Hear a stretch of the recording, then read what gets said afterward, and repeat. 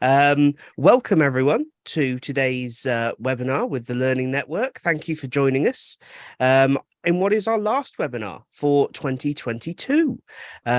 So I'm aware the chat isn't currently working. I'm going to get that sorted in just a moment. There we go. But what I'm going to do is hand straight over to Kevin. Kevin, are you in control? Have you got are you able to speak? I can speak. Marvelous. I know you've been having internet problems this morning. Oh my goodness, you have no idea. Yes. Can you I'm trying to turn on my video. I don't see the option to turn my video on though here. Should be just in the right. I'm thinking from a desktop, but from the on the right hand corner. Yeah, I'm actually on my phone because I have no Wi-Fi, so I'm running data. But the only option is gives me disconnect audio, and I see my captions, Q&A, chat disabled. Oh no, the chat's open. It looks like now. Raised hand and mute, but I don't. Let me look into this. Apologies, everyone. We are having some technical problems with Zoom today. Y'all don't need to see me anyway. But whilst I'm sorting this out, please do let us know in chat where you're joining us from. How is my audio, by the way, Tom? Can you hear me okay? Very clear. Very, very good. Good. Snowy Scotland, a very cold Warrington. Is there any other kind of Warrington? I've never really considered it to be a warm place.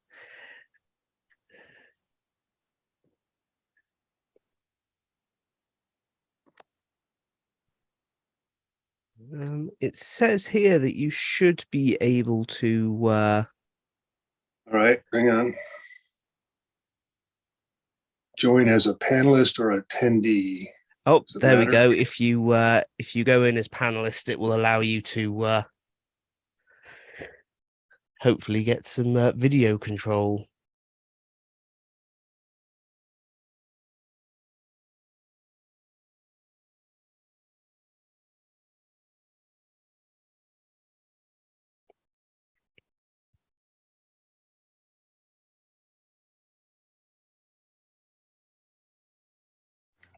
Audio. Now my audio's back on. Sorry, the camera or something. When we did that, you ended up standing on your head.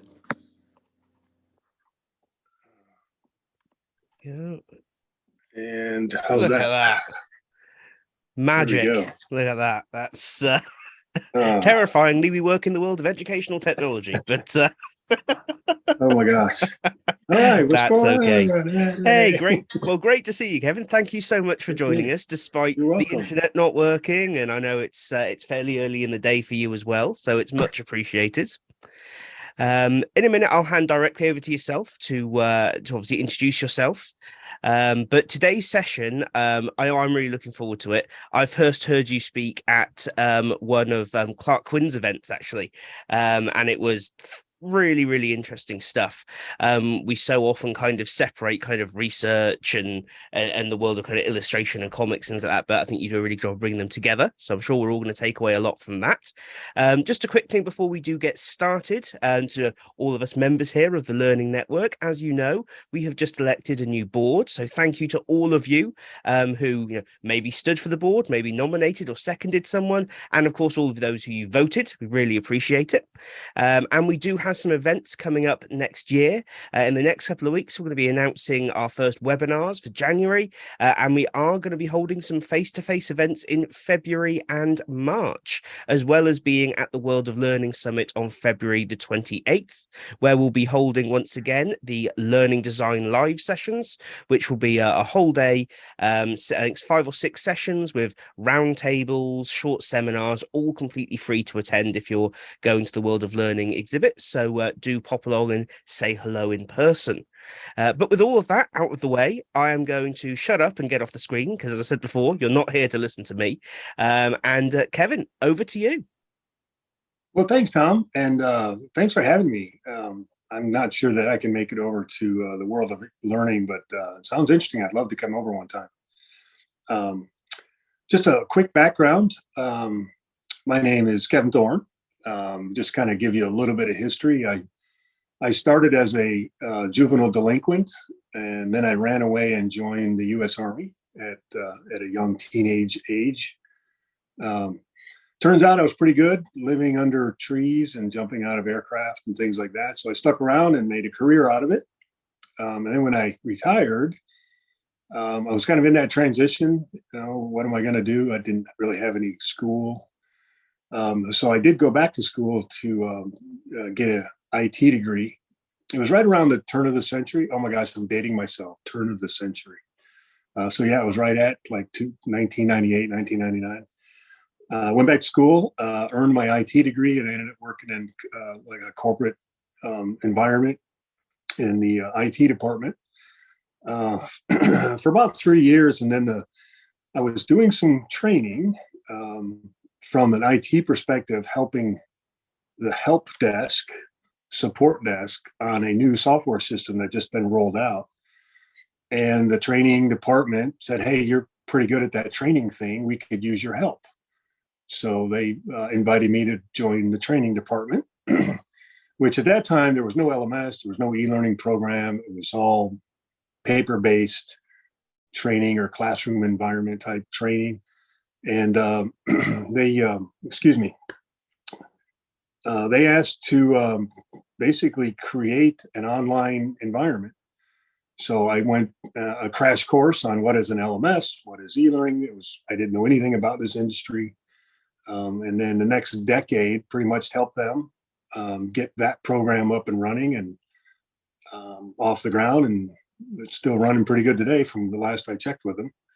And then I was getting, I guess it was around 2010, I was getting bored, if you will, and decided to start freelancing. And my freelancing ended up being a full-time job after about a year and a half. So one had to go. So I was working essentially two full-time jobs. I'd go to the day job all day, come home, work all night, weekends. So one had to go. So I quit the day job and made Nugget Head Studios the full-time gig. And that was almost 11 years ago. So been very fortunate and grateful to have the opportunity to work with so many different industries, so many different people around the world, different clients. But that's sort of my background. So then let's get sort of, where is this illustrative comic art thing apply when it comes to instructional comics or educational comics? And it happened back when that transition, when I was moving into the training department for the first time. Now I've been an artist, if you will, a cartoonist my whole life. And that starving artist meme, whatever, that's a real thing. People don't tend to value art at the level of what other skills are. So you think of what an e-learning or an instructional designer gets paid hourly for a piece of work, but a piece of art that would take twice as long to create might be valued in the eye of the purchaser, if you will.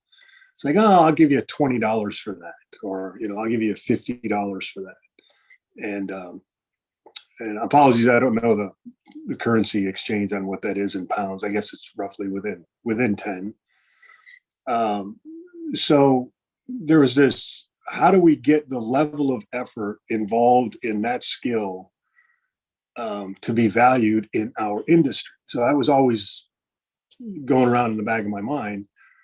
So when when I went into the training department, there was a lot of graphics involved, right? Graphic design, visual design is a lot what we're trying to do, because that's the first thing that catches our learners' attention, is that visual aspect.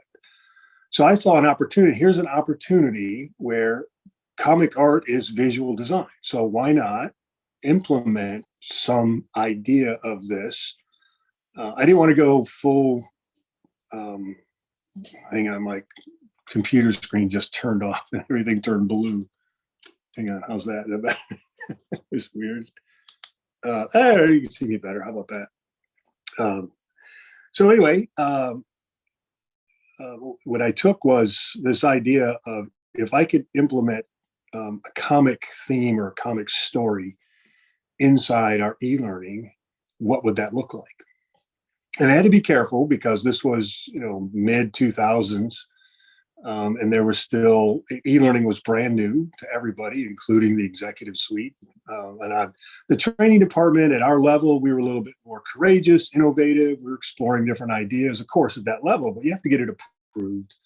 It has to go up the ladder. The different, subject matter experts and stakeholders and different folks need to approve it. So I had to be careful how much of that I put in there. But as I started implementing that, it raised more interest. And then I'll never forget, excuse me, one year we had the annual, I don't know how it is in your organization, but at this time back then, what would happen is we would, at the end of the fiscal year, each of the departments within the organization, the training department would meet with them and say, what new plans, training do you have for the next fiscal year? And then we'd work out a schedule so that we can work with them. And it just so happens the safety department, which was also responsible for driver safety because we had fleet drivers out running around the country. So there was this compliance training, driver safety. Training program said, hey, look, we're looking at bringing this program in-house. We've been outsourcing this. And is it something we can bring in-house? So we looked at it, I said, yeah. And I said, this is a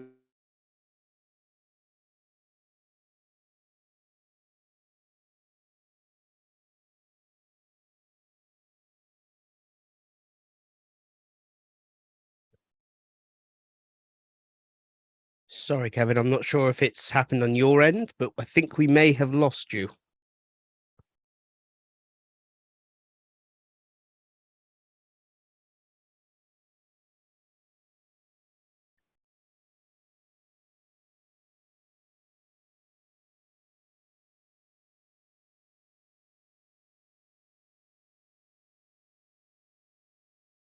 Okay, my apologies. I think we may have lost Kevin due to an internet connectivity issue.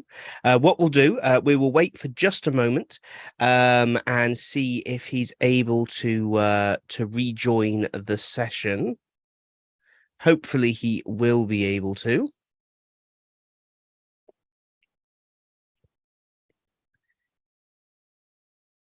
In the meantime, as we approach the end of the year, we all look to have a little bit of a reflect, right, on the year we've just had. So do let us know in the chat, kind of what are your big achievements for the year? What's gone really well? What maybe do you wish you had done that you haven't had chance to, or that for something else has stopped you and that maybe you're carrying over to next year?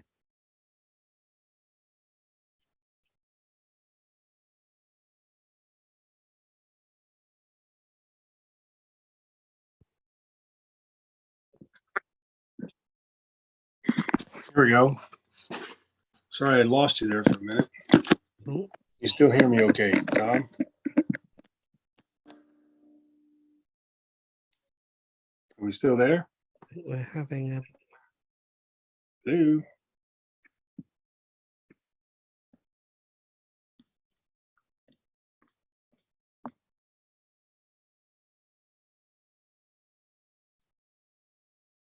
Can you hear me okay? Can't see anybody. Hello? Oh, marvelous. I think we're back. I don't know what was going on there, but here we go. Yeah, I got kicked out for some reason. Out as well. Oh, it did. It kicked you out as well. I thought it was my end. No, right. Okay. I think we're back. Thank you everyone for bearing with us. I will hand back over to you, Kevin. All right. Let's see, where were we? Yes. The annual driver safety implemented some episodes and they went out once a month. So one month might be driving too close. One might be merging into other traffic. And we did that sort of idea. And I mentioned Will Eisner as known as the grandfather of the graphic novel, but in the 40s and 50s, he was hired by the U.S. Army to draw. He was in publications during the war. And he started this thing called Preventive Service Monthly, or PS Monthly. And it was a little small comic book that was informative, educational about how to take care of your equipment or some kind of policy or something in the military. And there was this one character that was always the one that was always making the mistakes, always breaking the equipment and not knowing how to take care of it. And then these other characters would come in and say, well, if you did this, sort of backed into it and said, if you did this, took care of it. And then of course there was all the technical information and the actual content. Hugely popular. It still runs today. It's only a digital format today, but I remember collecting those when I was in the Army. I've got a few old issues still. But the idea is that the driver safety, I kind of took that idea. We got this one character who's always has a flat tire, or he's always his vehicle's not working the way it should be because he's not taking care of it. So there'd always be that issue, or he was too nervous to drive on big highways with a lot of traffic. So then there would be another character that would come in and say, well, if you did this, you practice this, if you read this information, the actual instructional part. And they would just be short little 5-minute episodes. And then we'd release those once a month. And over the course of the year, we would be able to cover all those topics. And then we had corresponding posters that they could hang up in the retail locations. And we had some other, I don't know if back then it wasn't known, it is today, like micro learning. It was really essentially that, not knowing that it was that at the time. It was a huge hit. And that started creating some demand. Well, the demand, then there was this, it all came, not all I'd say, but a lot of the requests started coming to our department, and specifically me, about, hey, can we do this? Can we do that? And then I started thinking, okay, we've got a really huge opportunity here, but I have no idea how to move this forward. So I went and I fell back on scenario-driven learning and storytelling, and kind of combine the two, because typically comic art, if you think sequential narratives, things like that, it's all about dialogue back and forth. So then I had to put sort of almost like a matrix together. When is a good time to use comics as the output medium for a particular learning content? So if we compare that today, not every e-learning or training program that you create has video. Not everyone has certain content. I think of content types or output types: video, comics, graphic art. And then even when we get into the visual design, we've got thematic decisions to make, illustrative, modern, all these different types of visual design themes. And not everyone fits the mood or fits the right content. So that came into a new way of thinking. It's like, where does comic art or comic medium fit in instructional design? And that got me thinking a little deeper into, well, who else uses this? Where else can I find use cases that I can draw from and compare? Then it turns out on the print side, young adults, sort of the 8 to 15 age, young adult reading, there's a lot of print comics. And there was a term that came out, I don't even know if it's a widely used term now, but back then it was referred to as serious comics, meaning it's a serious topic, but using the comic art to explain that topic. And today, if you were to go to your local bookstore today, I don't know if you have a Barnes and Noble over there or some similar large bookstore, go into the young adult reader area or the graphic novel young adult area, and you should be able to find a lot of books related to bullying, depression, anxiety, all of the things young adults experience, the serious things they experience. And what was interesting is I found there's this huge genre that's just exploding in the area of serious comics or informative comics or educational comics in the print form. And then, okay, now we've got some really solid use cases in serious topics. And, work that we do, I don't know if you would take it there's some of it at the serious level, not all of it's that serious. I guess we could define serious a number of different ways, but it's not fiction, right? We can agree that it's not fiction. It's all nonfiction type content. So when can we use that as a way to deliver our material? And when is a good time? And then the more reading and the more research I did, I come to find out you could use it at any time. There's really there's a Tom, you had mentioned Clark Quinn, and I remember when I first met Clark, I was taking his serious games workshop, and he said, "There's no content that I can't design a game around." And I'll never forget. It was one of the first things I remember him ever saying to me when I first met him. Oh gosh, 12, 15 years ago. And I've kind of thought about that. There's no content that I can't wrap a comic story around or use comic art. So there's no content's off the table. It doesn't matter what the subject is. I can figure out how to make it an education and informative comic. But then we have to really look at this in the terms of the word comic, though. So let's back up for a minute or regroup. The word comic, and I can't see the chat, but if I were to ask you, what's the first thing that comes to mind when you hear the word comic? What comes to your mind? And like I said, I can't see the chat, but I'm going to assume some of you might be saying, well, Superman, right? You might Superman comics, superhero comics. You might see cartoon strips like you would see in the local paper. And then I see a chat coming up from Kevin Meyer, Spider-Man. So if we think of comic as the medium, the artwork or the style is the output. So comic is an overall overarching medium. So if we compare that, think of video as the medium, and then think of all of the different types of video. We have explainer videos, we have whiteboard videos, we have live action videos, we have stop motion animation videos, we have motion graphic animation video.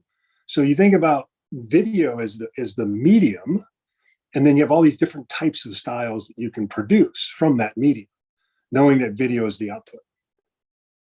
So we think of comic in that same way. Comic is the output. Underneath that are all these different ways of doing it from a comic art or visual narrative kind of thing. That leads us to the research. Sequential images, and I've got a couple books I want to share with you, and there's Will Eisner is one that I was just talking about. So if you're not familiar with this book, Comics and Sequential Art by Will Eisner. Comics and Sequential Art. Will Eisner is the one that coined the term sequential art, because it's a sequence. And the reason he came up with that name is the same thing that we struggle with in our industry today, is that when you hear the word comic, you're like, nah, we're not going to do that. It's childish. Well, I've got research to say it's not childish, but that's for a different argument. But Will Eisner was dealing with this same thing back in the 40s and the 50s. So he coined the term sequential art, meaning it's art presented in a visual narrative sequentially that the story carries through. So I've got to thinking about that a little deeper. If we think about what we do, it's instructional sequence, isn't it? We start with a welcome page, and then intro, and then some objectives, and here's what you're going to learn. And you go through a sequence until you get to the other end where there's some kind of potentially an assessment. And then, hey, I'm done. I got completed my e-learning course. Isn't that instructional sequence? Sure it is. We can argue it different ways with branching scenarios and all that kind of stuff later. But essentially, there's a starting point, there's an ending point, and there's a sequence to get from point A to point B. Sequential art's the same way. When you read a comic, you're reading a story, and you go through the panels as you read the story visually, and then you get to the other end, and you're done with the story. So sequential art. But sequential images, it's been the assumption that sequential images is a universally understood medium, which there are some um, I'll use the word scholar loosely. There are some scholars that argue that sequential images is a universal language. And I'm on the fence with a guy by the name of Neil Cohn, who came up with, or is working on developing the visual language theory. And his argument is that sequential art or sequential images is not universal because there's, even though there's visuals, we don't all understand the same visuals the same way universally.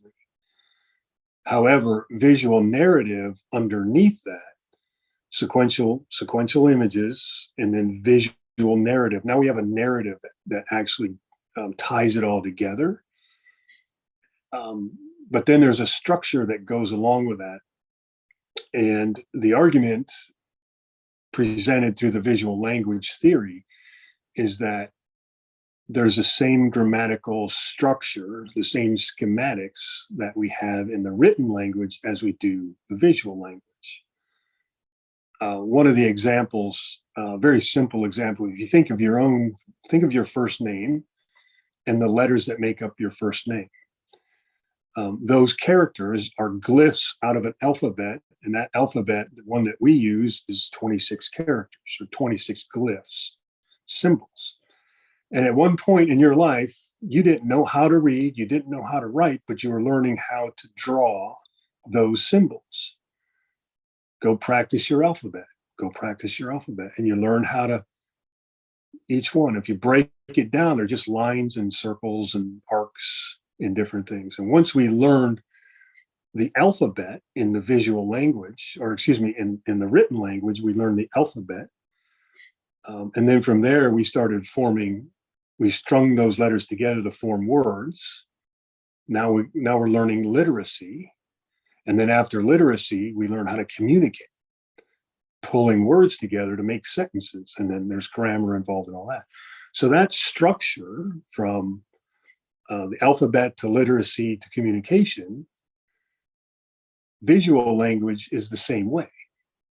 There's a number of things that we learn how to associate with a behavior, an action, or a meaning behind a visual glyph or a symbol. And the easiest way to kind of connect the dots here is think of all the icons that you just look at the Zoom interface right now. Down at the bottom, we've got the hand for raise your hand. You've got the microphone. You got the little video icon. All of these icons have meaning, and we've been taught over time as use digital product. We understand the meaning behind these little visual symbols, and that's a visual alphabet, if you will, in terms of digital literacy. And then now putting all those in some kind of a sequence to make a language they're just individual meanings, individual symbols. But taking all of that structure, the mechanics behind it, taking the assumptions of what we think and what we don't think about using comics, and then we find the research right in the middle. What's the benefit? Where's the evidence that says this works? And I'm here to tell you there's a lot of it out there. I happen to be writing some of my own or building my own. How do you say build a dissertation? No, you're writing a dissertation. On the visual, my dissertation, my work is the visual language, digital storytelling. Digital storytelling informed by the visual language theory and using the comic medium. Hopefully we'll have that wrapped up here within the next few months, hopefully. Anyway, so the evidence then tells us that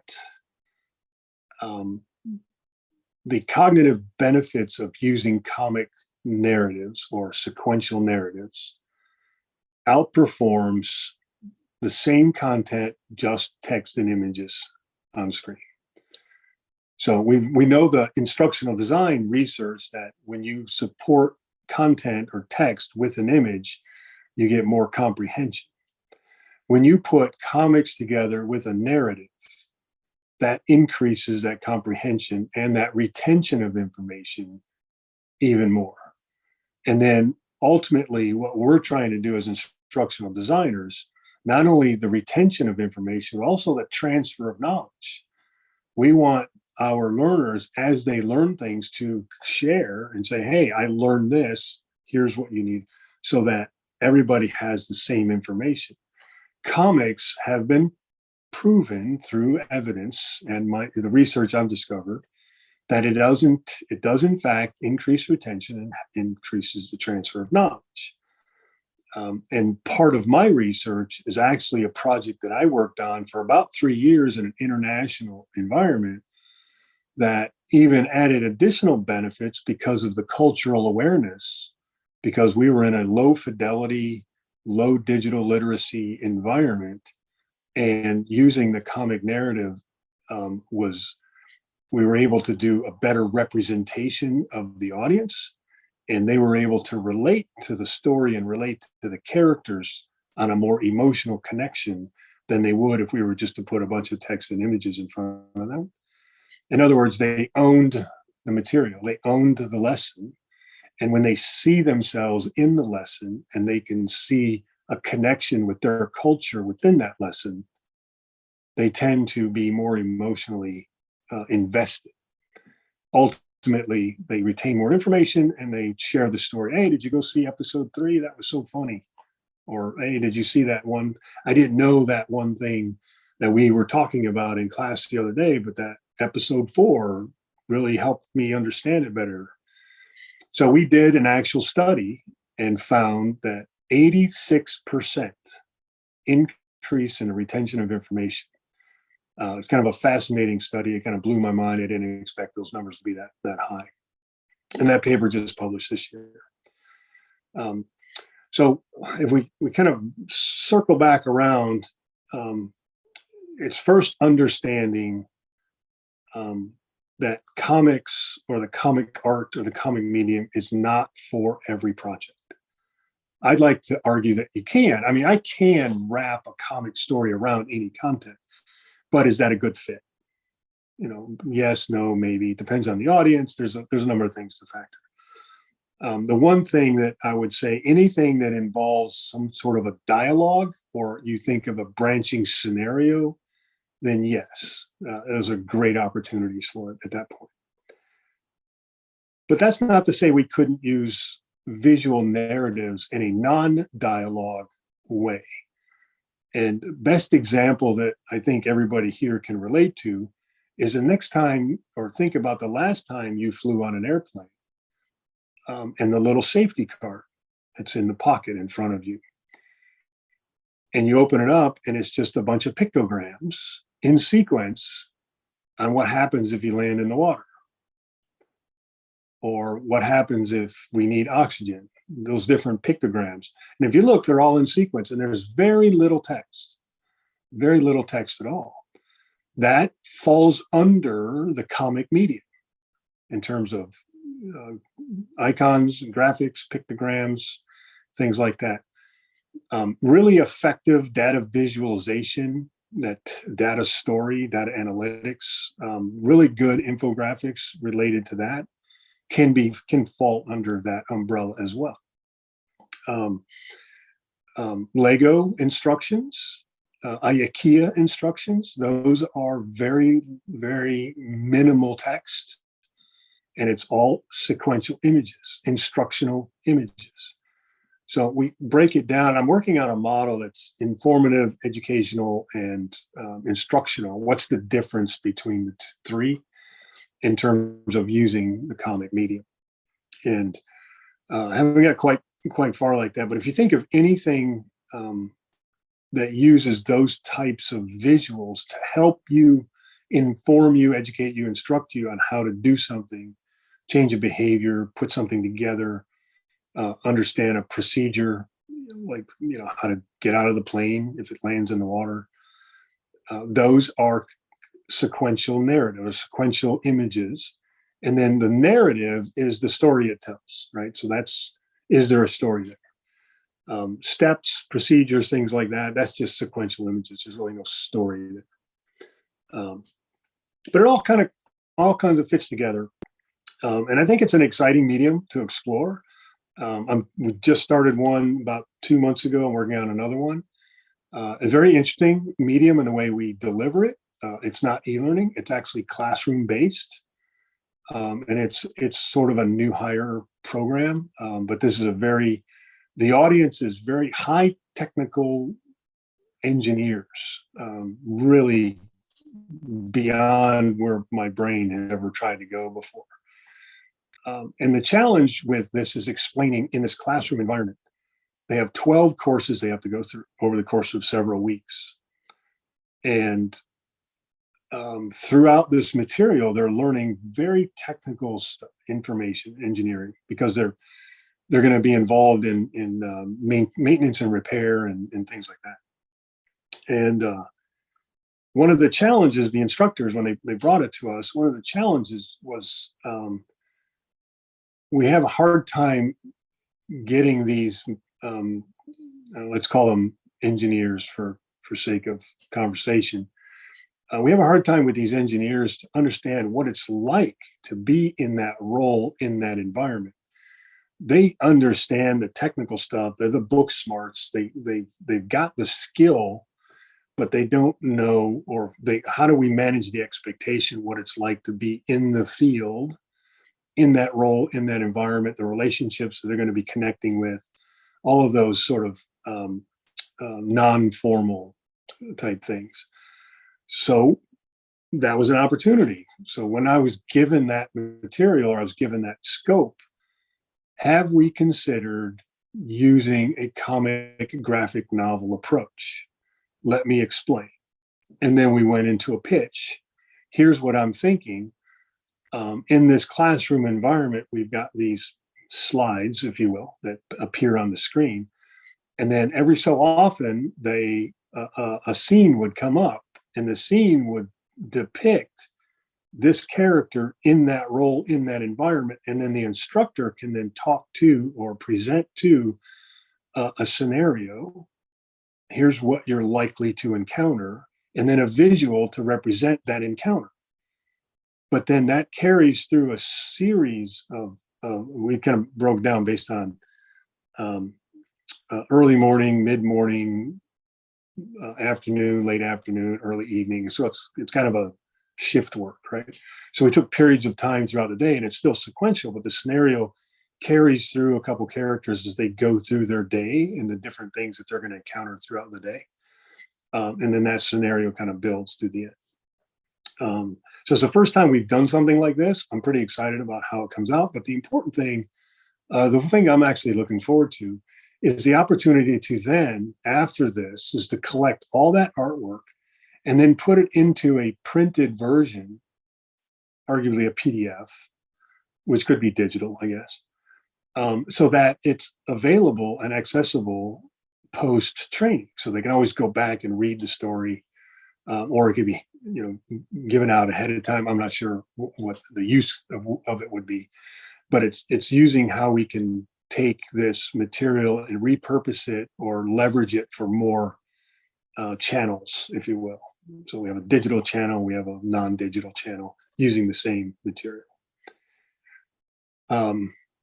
My goodness, there's so much. How much time do we have, Tom? I got a couple other books I want to share with you. Yes, we've got about 20 minutes, but there's just two questions that have come in from Steve. Just first one being, have you found that the episodic nature of a comic helps learning as opposed to just one comic alone? I've often used comic strip style lessons, but they've always been one-offs. Yeah. Well, comic strip, if we want to define the difference, comic strip typically has a pun, or the joke ends, right? The fourth or fifth panel is we conclude, or there's a cliffhanger. So if you look at some of the more famous cartoon strips, where there would be like a little cliffhanger at the end that would be the anticipation of, oh, we got to wait till next Sunday to see that comic strip again. I like episodic because they're short. And one thing we can think of when you think of episodic, think of microlearning, because we can do them short, we can do them quick, and then we can release them like a time period release. But it always, and if if I can back up here a minute and make sure that we all understand, the comic is we don't start with comics. We start with, just like we do with anything else, we start with the content, and then can we build a story? Can we build a narrative? Can we build an episodic narrative out of this content? That's the first thing we need to explore. And if that looks good and you script it out, you don't draw anything, there's zero artwork involved at that phase. We're looking to see, can I pull a narrative out of this content? Can I pull episodic narratives out of this content? And what does that look like, essentially? If you can, and you can write that in such a way, it's like, okay, that. So if we go back to the driver's safety, we had one character as a main character, and let's say this episode was backing and parking, so reverse parking, and we, that emotional, that first thing is like, how many of us have ever backed into something and unintentionally, just a tap, right? You backed up too close, you tapped your bumper on something. It could be a curb or concrete or a pole or even another car, all accidents. Well, the beginning of that episode would be that character maybe scratching his head, looking down at the back of his truck, and it's got a little dent in the bumper because he backed into a fire hydrant or something. So immediately we've captured a relatability. I can relate to that scene because it's, mostly everybody's backed into something at some point if you've been driving a car long enough. But even if you've never done it, you can relate to it because you probably know somebody that's done it. So there's that connection, immediate connection. Everybody can relate to it. And then from there, you build a dialogue around it where we're saying, some other character comes out, it's like, oh, backed into another one today, Tom. And it's like, yeah, I just can't get it. I always think I've got an extra foot back there, but every time it always hits something, kind of thing. So then you go through the instructional pieces. So you start with that narrative, right? That story to get the attention. And then you go into the story. Well, what do we do now? How do we prevent this from happening again? You do it in a very short way. And the same thing, every topic, then you kind of follow that episodic way. And then every time he's excited, oh, look, I just backed up 3 times in a row and I didn't hit anything. Oh, that's great. All right. Well, we'll see you down the road. End of episode. Next episode, maybe it's, I don't know, following too close, that 2-second rule or whatever. I don't know. What is it over there, Tom? Is it 2-second rule, 5-second rule? Oh, I've been advised by a lot of people that I should never get behind the wheel of a vehicle, so I'm the wrong person to ask. Many of them were driving instructors that no longer want to teach me. So, but we do have another question as well. Actually, that is a couple. One that might relate back to the other books you want to share as well. Actually, but the first one also from Steve, and I'm glad someone asked this because I was the person that asked it to you last time we spoke. As someone for whom drawing is a challenge, how do you find sequential images? I worded it as, I can't draw. What do I do? That's a great question. And I love that one because I'm going to compare it back to, let's say you're the instructional designer and you're writing a script for a live action video. So a number of skills come involved there. 1, are you an actor? 2, are you a videographer? 3, are you an audio engineer? And 4, are you a post-production video developer that can assemble all the pieces? So if you have all those skills where you can direct, produce, get in front of the camera, act, set design, produce, publish, edit, and if you can do all those skills, one person, then you don't sleep, and 2, you should be paid an enormous amount of money. I don't know any one person that can do that. If you can't draw, it's the same way. You go find the actor. Think of it that way. In this case, it would be an illustrator or an artist. And there are thousands of people who know how to do that skill, right? They know how to draw. So you concentrate as instructional designer, you're imagining, you're the director, right? You're the producer. You're imagining what this looks like. And you can use to help communicate your idea, just do stick figures and just say, hey, I want this character, and there's a stick figure, and I want him to do this, and then this fits that dialogue, and then I want the scene to change, and then I can envision this is what's going to happen next. So you kind of put that director's hat on. Then you go find the talent to produce that idea. The only caution I would say when you go looking for an illustrator, a custom artist or custom illustrator, is somebody that has experience in sequential narratives. Now, I can find 100 high school students in my neighborhood that know how to draw, fantastic illustrators. But if they don't understand sequential narrative, how do I move that image forward? How do I change camera angles? How do I do different things like that?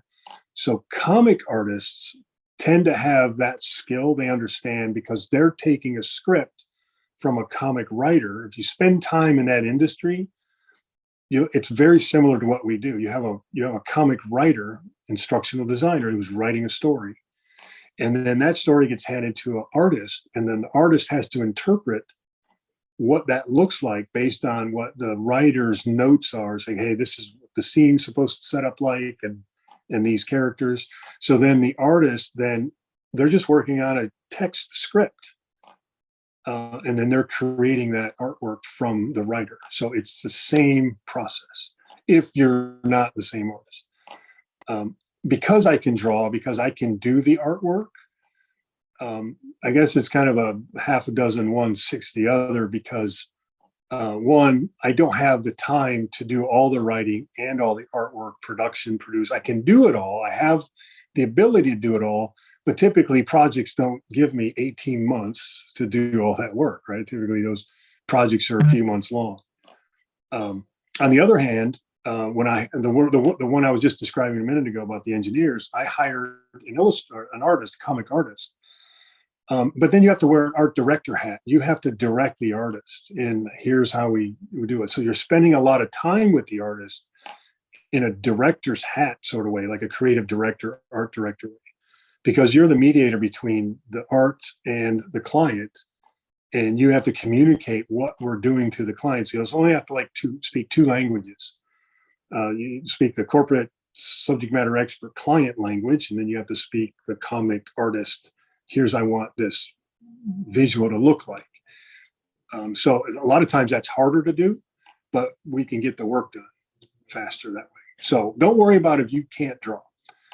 That's the least of the. Right now, I want you to focus on storytelling and finding the narrative in your content, and then coming up with ideas to do that. And then reach out to me if you need help finding artists. I can point you in 1,000 directions. Awesome. And then the last one, which I think might lead into what you wanted to talk about with the last couple of books, is do you have links to the research papers that you were referring to about this all kind of working? I do. I tell you what, real quick though, if you want, and I don't have, I'm on my phone, so I can't reach up and put it in chat, but go to Visual Language Lab, all one word, .com. That's Visual Language Lab. And I'll share a link in the chat and in the members Slack for that now. Yeah, so that website is Neil Cohn, who is the researcher who researches comic art and the visual language theory. And he's got a tab on his website about the research, and he gives all his research away. So if that's a good start right there. And there's a paper in there I want you to find that he wrote that specifically that it's a research paper that says, I can't draw. And it's the name of the paper. And his premise is that you can't draw because you stopped practicing, essentially, right? We all started drawing letters. Remember when I was talking about learning your alphabet? So we were all drawing letters. We were coloring, we're doing drawing. That's how we initially learned how to communicate when we were a young child. And then at some point in our childhood, for those that don't draw today, you found other interests, whether it was music, sports, or some other interest. And then you became more focused on that interest, and then you stopped drawing. You stopped practicing. And then there's others like myself. I just found drawing more of an interest than anything else. So I kept drawing. Essentially, I kept practicing. So by the time I was in my 20s and I would draw something, oh my gosh, you can draw. I wish I could draw. It's like, well, I've been practicing while you were playing football, or I was practicing while you learned how to play the drums. So you were practicing another skill that I don't know how to do. I don't know how to play the guitar. I don't know how to sing. Those types of things and other skills that people practice during the time I was practicing drawing, it's the same thing. It's just a skill. So if coming down to the drawing aspect of it, I can teach you how to draw, and I can teach you how to do visual ink if you're interested in learning that skill. If you don't have the time and the commitment to learn that skill at this phase in your life, then go find somebody that has that talent or that skill already. And it's the same thing we do with anything else. We find an animator, we find a voice actor to do our audio voiceovers, we find videographers, we find animators. All of the other talents and skills that we do to pull these projects together, a articulate storyline developer. People have the skills that we may not have. We go find them and pull it all together. Same thing with a comic medium. Start with the story.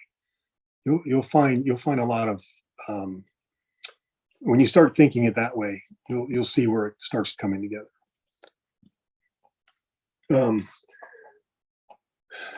Another book, Tom, I think you're familiar with this one, Scott McCloud, Understanding Comics. That book, I didn't bring it down. It's up in my bookshelf up there. Scott McCloud, Understanding Comics. Came out in the mid 90s, and it's more about the mechanics of how to understand how to read comics. What are comics? So the engineering mechanics behind it. Then Neil Cohn just published this book, Who Understands Comics? And this came out last year, 2020. And this book is the research, that Visual Language Lab website. That's his website. That's his book. So all of that research is in here on how do you understand it? And then lastly, if you really want to get interested in some good bedtime reading, the Empirical Comics Research Digital, Multimodal, and Cognitive Methods. Put that up there so you can see that one. And this is a fairly thick book, and it is all the research you've ever wanted is all in one book. And then the Visual Language Lab, of course, he's got a lot of research there. So that's a good. Their weekend is covered now. You go read all that stuff this weekend. Fantastic. I've shared links for those in the chat. One quick question we have got here, though, is comics have their own grammar. How have you come across people who struggle to follow comics? That goes back to understanding the visual narrative, the theory, the visual language theory. It's the universal side of it, right? Not comics in general is not universal. Sequential images. So the one comic I was referring to, big instructional comic, it was 10 episodes, episodic in nature. But it was in a northern region of India, which was low literacy, low digital.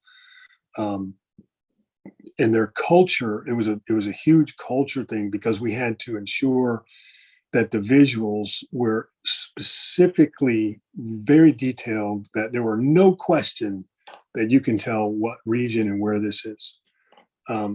Things that we might take for granted in our own region, our own culture, is quite different in other regions when you start doing the visual side of it from the language. So there's a study behind it. And you can do it, but if you're stepping outside of what you know, then you have to assume that you don't know anything. And if you go in it with that mindset, like a child, I need to learn everything about this culture. To give you an example, of course, I'm in the US, you're all in the UK. And I just started watching Ted Lasso. and hilarious show. If you haven't seen it, it's about an American Midwestern American football coach that gets hired to lead UK Richmond, I think it is, soccer team. And he doesn't know the language, he doesn't know the rules, he doesn't know, but it's all the little nuances in culture about, I didn't know what a pitch was until like last week. So it's these different words and it's understanding. So you dive in and you really learn that culture, even though we can both say, oh yeah, we can sit down and throw back a pint together and watch a game. And maybe we all understand the rules. We have a great time, but there's a cultural barrier there still. So when you put everything in these visuals where people can stop and look and stare, you got to make sure all of that's clean and accurate. So just think of two words, relatable and representational. Everything you do, make sure that your audience can relate to the content, obviously the story that you're telling, and they can relate to the visuals, and it represents them, not you. It's not your idea, right? So we always run into that with graphic design. Oh, I think that looks great. Yeah, but you're not a graphic designer. That looks horrible. You have to get other people's input. So representation, what is your audience? And then the story writing on the back of it, that's when you get into the emotion, the drama, the connection, all of it. And then all the pieces come together. I don't know, a piece of cake, right? Write one this week. You can have a good story done before the weekend. Fantastic. Well, Kevin, thank you so much for this session. We're heading right up onto the hour. So, I mean, if anyone's got any more questions or they want to follow up, where's best to kind of get in touch with you? Probably the best place is LinkedIn today. I know there's an eruption happening over on Twitter, so whether that works or don't, but LinkedIn's probably the best place to get a hold of me, or my email, kevin@nuggethead.com, or excuse me, kevin@nuggethead.net. Awesome. Or just find my name out there on LinkedIn. Brilliant. Well, thank you again. This has been really informative. As always, the recording of this session will be available in the members area of the website within a couple of days, and we will share links to that in the members Slack channel. Please do head over there whenever you're ready after this and share what you're taking away from this session. What are you going to be putting into action and trying out in your own practice? But yeah, and if you have any, and again, I'm sorry, I'm on mobile phone here, but if I wasn't able to follow the chat. But if you have any other questions, whatever, find me out on LinkedIn, shoot them to me that way, and I'm happy to carry the conversation. Brilliant. Well, thank you again. Thank you for everyone who attended this, our last webinar of 2022. If I don't speak to you before in Slack, have a wonderful Christmas and New Year's, and we shall see you again next year where we do it all over again, which is a nice, optimistic view of life, isn't it? Thanks, everyone. I'll speak to you later. Thanks, Tom. Thanks, everyone.